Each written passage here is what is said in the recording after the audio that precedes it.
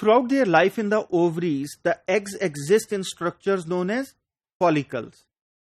Follicles begin as primordial follicles, which consist of one primary oocyte surrounded by a single layer of cells called granulosa cells. So in दोनों cells का क्या function है? We'll take a look at that. And further development is characterized by an increase in the size of the oocyte.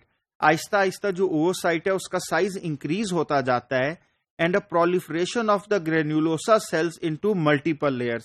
और यही जो oocyte होता है उसके गिर्द एक मल्टीपल लेयर्स बन जाती हैं कि सेल टाइप की, ग्रेन्यूलोसा सेल टाइप की. And the separation of the oocyte from the inner granulosa cells by a thick layer of material known as zona pellucida. तो उससे ये जो जोन से एक सेपरेशन हो जाती है oocyte की बाकी इर्द गिर्द फॉलिकुलर स्ट्रक्चर से. And then these granulosa cells secrete a hormone known as estrogen, small amount of progesterone just before ovulation, and the peptide hormone inhibin to regulate this whole process.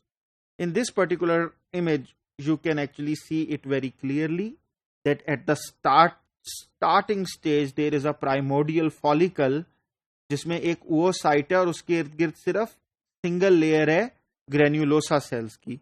Aahista Aahista sales mitotically divide करते हैं and ultimately you have and they enlarge in size. और आहिस्ता आहिस्ता जो fully grown oocyte है उसके इर्द गिर्द एक इतनी बड़ी लेयर बन जाती है. You can see the depth of it. And then ultimately आपके पास एक फ्लूइड फिल्ड एंट्रम बनता है और ultimately what you have is this whole liquid portion. So, ovulation occurs when the thin walls of the follicle and ovary at the site where they are joined rupture because of enzymatic digestion. तो इनके दरमियान जो separation हुई होती है ovulation के दौरान, वो एंजाइमेटिक डाइजेशन से वो वॉल ब्रेक हो जाती है and obviously ovum is release. यहाँ पर एक चीज मैं बताना चाहूंगा कि हम लोग इसको इग्नोर करते हैं, but actually it's one step behind egg. Ultimately जब एग जाके स्पर्म से फर्टिलाइज करता है तो दैट्स द स्टेज, या वो बिल्कुल डिलीवर होता है, that's the stage when you can call it an egg, then it's an ovum. After the mature follicle discharges its antral fluid and egg, its remnant in the ovary collapses around the antrum and undergoes a rapid transformation. तो basically जब एक egg release हो जाता है और ultimately यही जो सारा स्ट्रक्चर बना हुआ था ये कोलैप्स करता है और अल्टीमेटली यही डिग्रेड होता है जो आपको अल्टीमेटली मेंस्ट्रुएशन के अंदर एज अ ब्लड नजर आता है.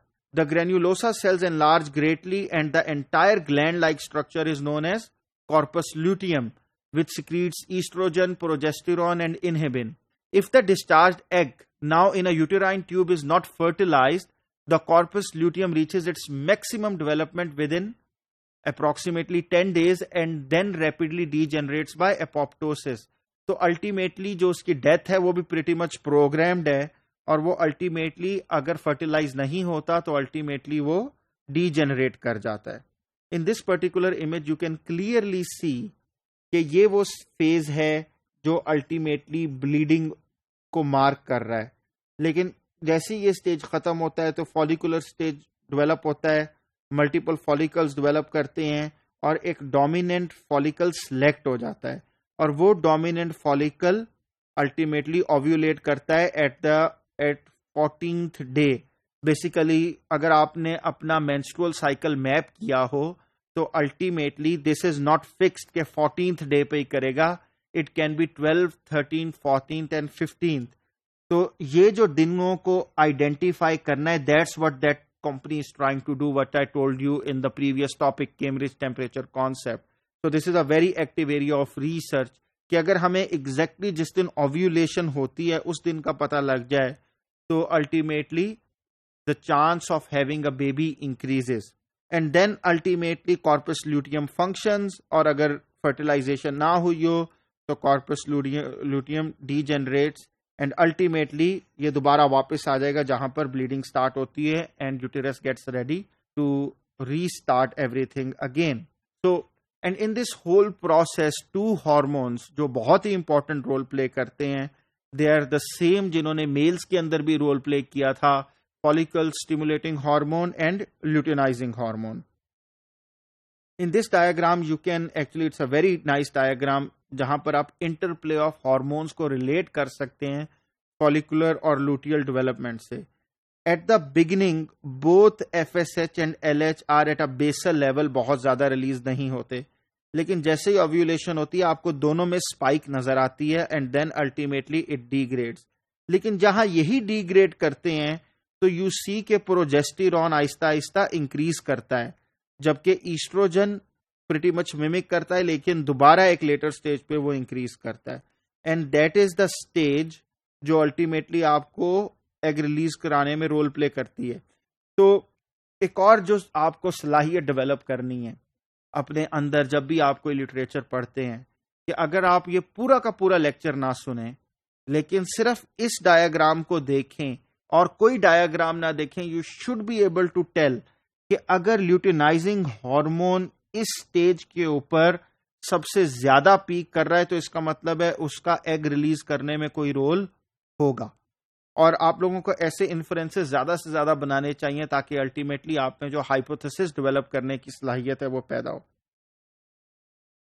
In this image, it is very, very clear that you can see now, as we saw that luteinizing hormone and FSH acted on different cells in males. Males में जिस तरह वो Sertoli cells पे act कर रहे थे, in females ये granulosa sales के ऊपर एक्ट करते हैं जो अल्टीमेटली एक्ट करती है इनहिबिन प्रोड्यूस करके नेगेटिव फीडबैक देती है.